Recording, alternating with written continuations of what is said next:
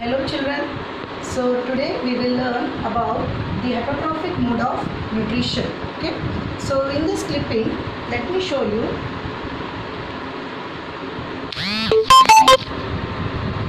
In the world we see different type of organism and what do they eat and where do they get their nutrition from. Okay. So we will group the organism according to the mode or manner in which they acquire the nutrition. Now see here the picture depicts the bread mold. Okay, here the picture depicts the bread mold and here you can see a mushroom, and both of these they depend on dead organism and they mainly grow. They obtain their food nutrition from decaying matter, and such organism are called as the fungus, the fungi. Okay, so such type of organism in which they obtain the nutrition from dead and decaying matter or from the rotten food, they are called as saprophytic mode of nutrition. So they have a saprophytic mode of nutrition, and such stale food which is expired, we shouldn't take it. Okay, we shouldn't consume such stale food, because such type of stale food will lead us some type of diseases or germs in our body. Now, so this is how one type of organism depends on the dead and decaying matter which are called saprophytic mode. Now another type of organisms are also present, which for example leech and roundworm here, and these type of organism are having a parasitic mode of nutrition. Leech receives nutrition by sucking the blood of another organism. Okay, whereas these leeches are found outside the body, whereas these roundworms are inside the body. Receives nutrition by feeding an undigested food from human system. Okay, so these type of organisms are feeding on the host body or the living body for their food, but they are not killing the living body, so we should not worry. If they grow in numbers, then only we should worry. Okay, so such type of organism which obtain the nutrition from another living organism. Okay, so such type of organism is having a parasitic mode of nutrition. Okay, now next is, now here you can see there are some pictures been shown. In the first you can see the tiger, lion, like that, foxes, then we have all these examples, tiger, lion, foxes, all these are what? They are flesh eating animals, and flesh eating animals are called as carnivores. Okay, they are called as carnivores. Now here you can see the picture of elephant and horse, and what are they eating? They are eating the plants, the green plants. So they only eat the plants, and such type of organism which consume only plants are called as herbivores, whereas man eat both. They eat the cooked food, okay, the cooked plant and the cooked flesh. So they eat both the cooked food and cooked flesh, and such they eating both plants and animals. Such type of organism which consume both are called as omnivores. They are called as omnivores. Okay, now here you can see that is how all the organism, okay, are being given three types here. So here the carnivorous, herbivorous and omnivorous, they together is called a holozoic mode of nutrition. Why holozoic? Because they have a digestive system, and in digestive system they have the digestive juices to digest it, and that is why they are called as holozoic mode of nutrition. Now here you can see saprophytic mode of nutrition depends only on dead and decaying matter, whereas parasitic and nutrition, holozoic nutrition depends on the living organism for their food.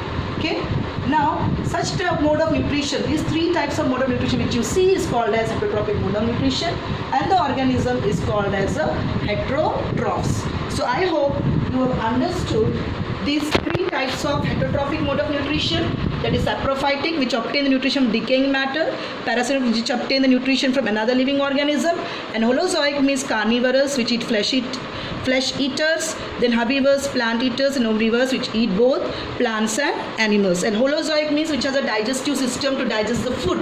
Okay, so all these together three is called a heterotrophic mode of nutrition, in which the plants cannot prepare their own food. So heterotrophic mode of nutrition means where plants cannot prepare their own food, they have to depend on other organisms for their food, and such type of organisms are called as heterotrophs. Now we'll see there are some green plants also which perform the heterotrophic mode of nutrition. See, green plants we have studied that they are autotrophic, but there are some plants which also have a heterotrophic mode of nutrition. Now, why the plants are carrying a heterotrophic mode of nutrition? See, in my previous videos we have seen that the green plants, they perform photosynthesis because they have the chlorophyll pigments. But there are some plants which will not they are having lack of these nutrients or lack of these chlorophyll pigments. So let us see some examples of such type of plants. Some of these green plants, they have the heterotrophic mode of nutrition. They get the food from other organisms. So let us see some examples of this heterotrophic mode of nutrition in plants. Okay. So what we are studying now is the heterotrophic mode of nutrition in the plants. Just now we have seen heterotrophic mode of nutrition in animals. So which were the three here? That is the saprophytic mode, the parasitic mode, and that last one was the holozoid mode of nutrition. Okay. And now we'll study the heterotrophic mode of nutrition in the plants.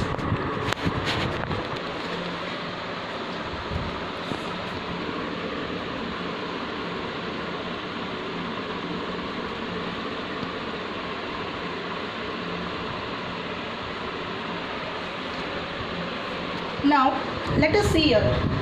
So here you can see the heterotrophic mode of nutrition. We have already studied that plant with chlorophyll can trap the sunlight and prepare its own food, and you can see the soil. But here you can see there is one plant being shown which is wind up. So this plant is without a chlorophyll, this yellow color wind part which you see. Okay, so you can see this yellow color wind part. This plant is having no chlorophyll. Whereas we have seen that the plants, man and the animals depend on the plants for their food. But plants without chlorophyll also depend on the food produced by other plants. And such type of nutrition in plants is called as heterotrophic mode of nutrition. So this particular plant which is vine here, it doesn't have any leaves, it doesn't have any roots. Okay, it is completely surrounding the main big plant, and such plant is called as a Cuscuta plant. It is called as Amarbale plant. It is a Cuscuta plant, and it is known as a Amarbale plant. Okay, so how does it take the nutrition here? So what happens here is this plant, it mainly needs a host plant to acquire nutrition. The organism whose essential nutrients are deprived by another organism is called a host. So this particular green plant is a host for the Cuscuta plant, because this Cuscuta plant cannot prepare its food due to lack of chlorophyll. Okay, it cannot make any food, so it has to depend on the host body for the food. So that's why it is called as a parasite. And this plant which is growing, the organism is obtaining nutrients from another organism by depriving of its essential nutrient is called a parasite. Now here we know that both animals and the man, they depend on the plants for their food, but doesn't mean they are parasites. Okay, they are not parasites. Just keep it remember. Humans and animals are not a parasite, even though they depend on plants directly or indirectly. Now mosquitoes, bedbugs, lice, and leeches are parasitic.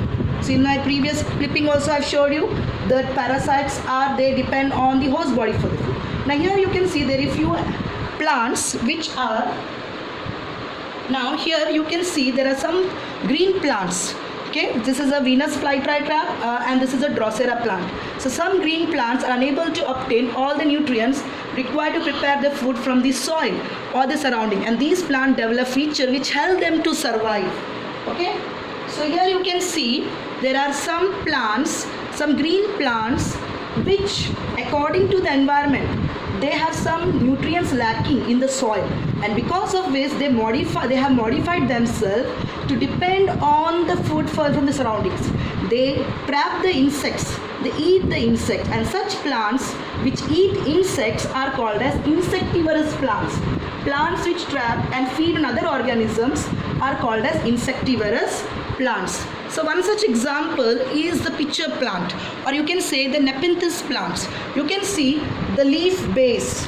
The whole of this leaf has turned into a pot-like structure, and its lid, the tip of the leaf will act like a lid. So whenever an insect sits on this mouth, this is the mouth of this pitcher plant. So it is having a pot-like structure there, and inside there are some chemicals, liquid medium present. So when an insect come and sit over the mouth, it will slip off inside that, and when it slips off, the lid will close, and these juices which are present inside is been released, and and the insect is being digested. So pitcher plant digests the trapped insect by secreting the digestive juices, and such plants are called as insectivore plants, and they are called as a partial heterotrophs. Why partial? Because some part of it is green, but because of the lack of nutrients in the soil containing less nutrients, they have to depend on insects to get the essential nutrients, and such plants are called as insectivorous plants. So you can see how the heterotrophic mode of nutrition in plants. So here you can see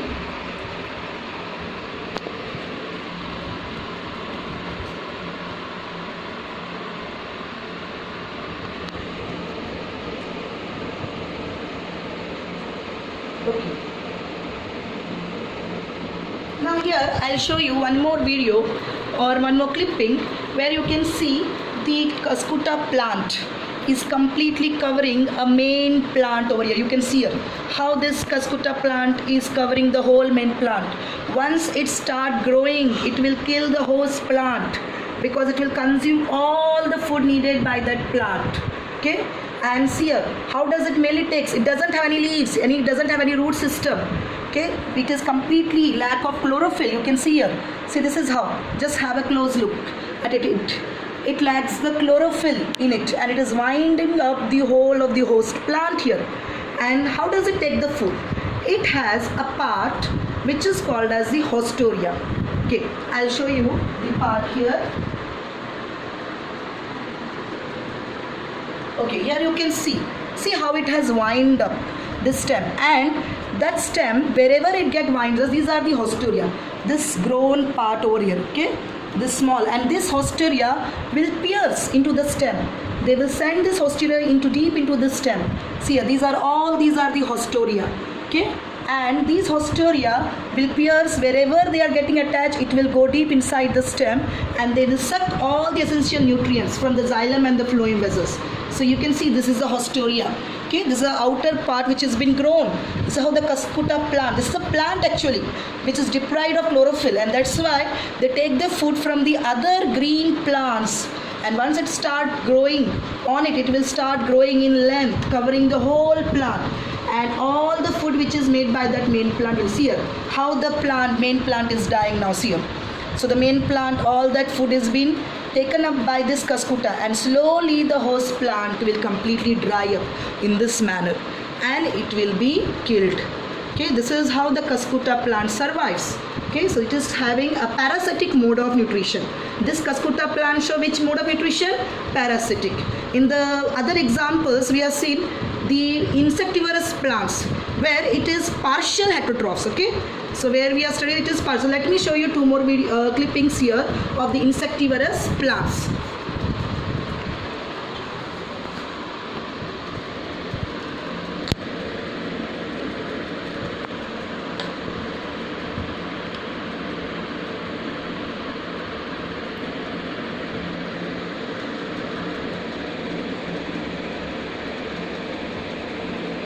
Now here you can see. This is a pitcher plant. Okay, so you can see this is a pitcher plant which is a pot-like structure, and this is the lid of that pitcher plant. You can see one insect is moving to the mouth of that pitcher plant. Okay, so once it reaches, it will fall in that and it will be digested.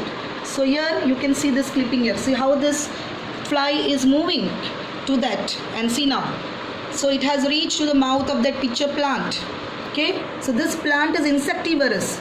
It is having less amount of, yes, the whole plant is lacking some nutrients in the soil. That's why it has become insectivorous, to get the essential nutrients from the insect. Okay, so it is a partial heterotroph. See now, this insect will now slip off into that pitcher plant, into that pot-like structure, and once it falls, the lid will close.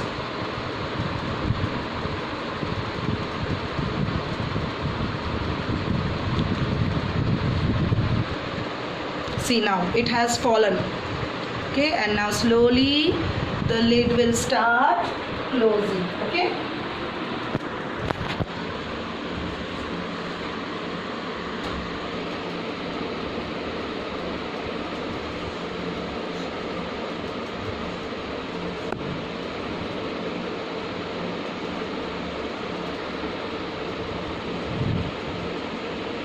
now here I'll show you one more video of the Venus flytrap. Okay, so you can see this is a Venus flytrap, and it has a 2 leaves, and in the 2 leaves it has the stimulus spikes are present, which will act like information sensory organs. So that's it. You have the insects were trapped in these 2 leaves. They were closed. Once the leaf entered, the leaf started closing, and now this leaf will release digestive juices, which will help to digest the insect. It will take the essential nutrients from this. So this type of plant is called as a Venus flytrap. Okay, it is called as a Venus flytrap. So children, so this is how the insect is being eaten up. Okay, so now, so this is how, see here. So this is called as the Venus flytrap plant.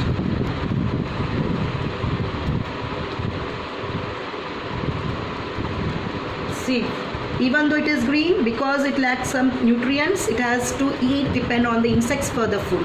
Okay, so I hope you all have understood. So children, I hope today you have understood the heterotrophic mode of nutrition. So we have studied the different types of heterotrophic mode of nutrition, where heterotrophic means where the organisms cannot prepare their own food and they have to depend on other organism for their food. So we have studied about heterotrophic mode of nutrition even in the plants. Okay, some plants, they are lacking chlorophyll pigments, so they have become parasitic. Okay, like Casputa or Amarbane. And some plants, even though they have chlorophyll pigments, they have become partial heterotrophs, and they have to eat the insect because they are deprived of some essential nutrients in the soil. So this type of nutrition, okay, is being seen in the heterotrophic mode of nutrition. Okay children, thank you, goodbye.